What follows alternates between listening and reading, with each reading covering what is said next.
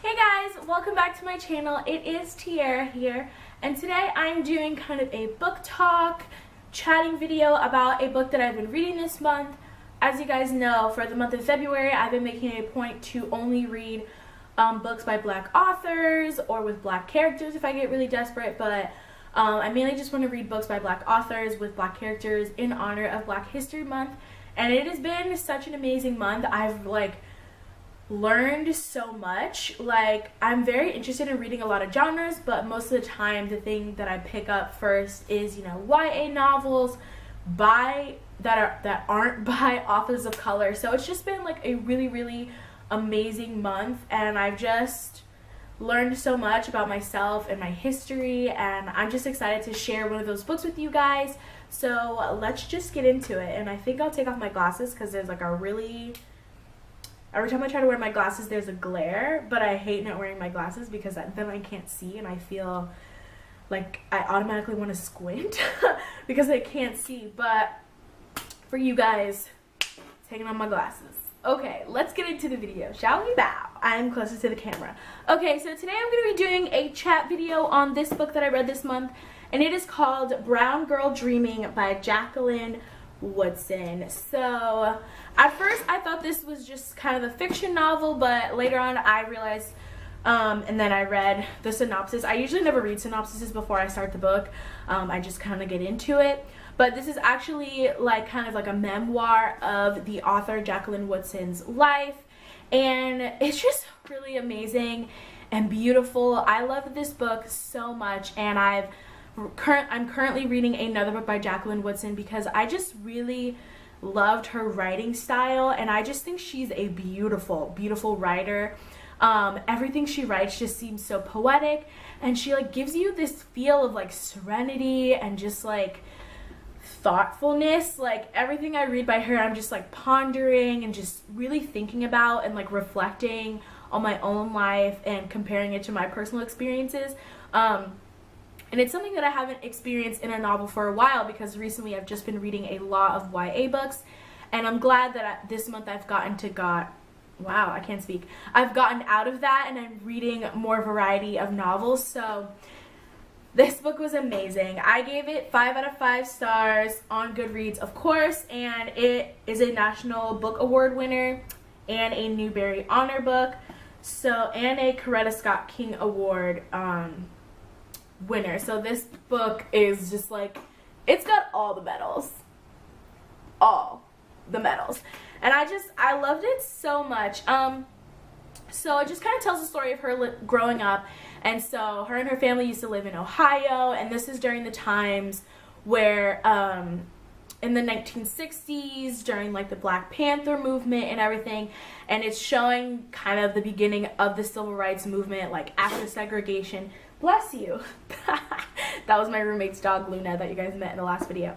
But and it just was amazing, and it just reminded me of my history so much. I feel in America we want to forget slavery because it was so horrific, and there's a lot of shame and guilt in America, but I don't think it's fair to ask Black people to forget about slavery when every other tragedy we try to remember so that we can learn from. But the biggest and most awful, horrific thing to happen in America, we constantly say to forget. We never forget the Holocaust. We never forget 9/11. So why should we forget slavery? It was just as horrible. And so I just loved reflecting back on this time.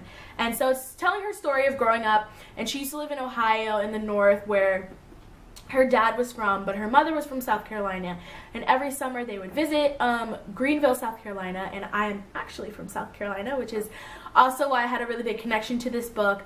But she kind of told her story of moving from Ohio to the South and how she fell in love with the South, but there was so much racism and prejudice and the things that they dealt with.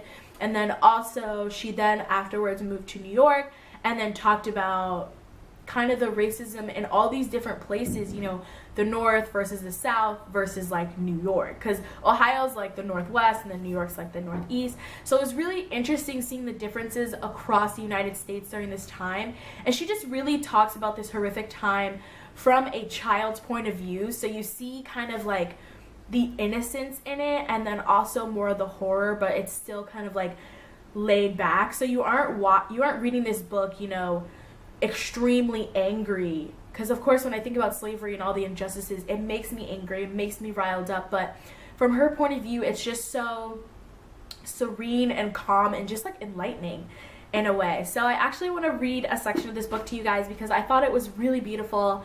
It's pure poetry, and it's something I've never done on my book chats before, but I really want to read something because this is kind of what I do in my college career. I read poetry and do all that kind of stuff. So yeah, I'm gonna read a chapter. Okay, so fair warning, the chapters are really short. As you can see, this is a whole chapter.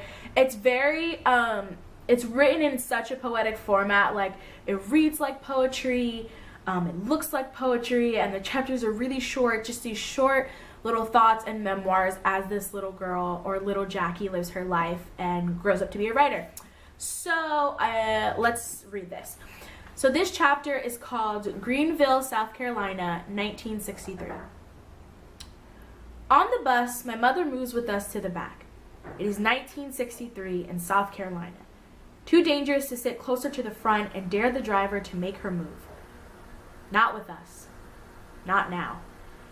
Me in her arms, all of 3 months old, my sister and brother squeezed into the seat beside her. White shirt, tie, and my brother's head shaved clean. My sister's braids white ribboned. Sit up straight, my mother says. She tells my brother to take his fingers out of his mouth.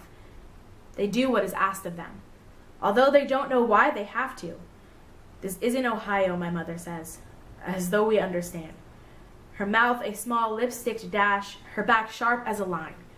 Do not cross! Colors to the back! Step off the curb if a white person comes towards you. Don't look them in the eye. Yes, sir. No, sir. My apologies. Her eyes straight ahead, my mother is miles away from here. Then her mouth softens. Her hand moves gently over my brother's warm head. He is 3 years old, his wide eyes open to the world, his 2 big ears already listening. We're as good as anybody, my mother whispers. As good as anybody. And this, it just like rocked me. This book is amazing. I just really recommend it. It is so poetic and beautiful, and I really don't have much to say about it. I just really enjoy Jaqueline Woodson, and I'm excited to read more of her books and talk to you guys about them, but I think that's all I wanted to say. I didn't want to be here all day like analyzing it. I just think it's so beautiful, and I think everyone should read it for Black History. I just dropped it. Everyone should read it for Black History Month. So thank you guys so much for watching, and thank you for all the comments and the likes and subscribes. And if you guys like this video, please make sure to subscribe and join my little book family here, and I will talk to you guys in my next video.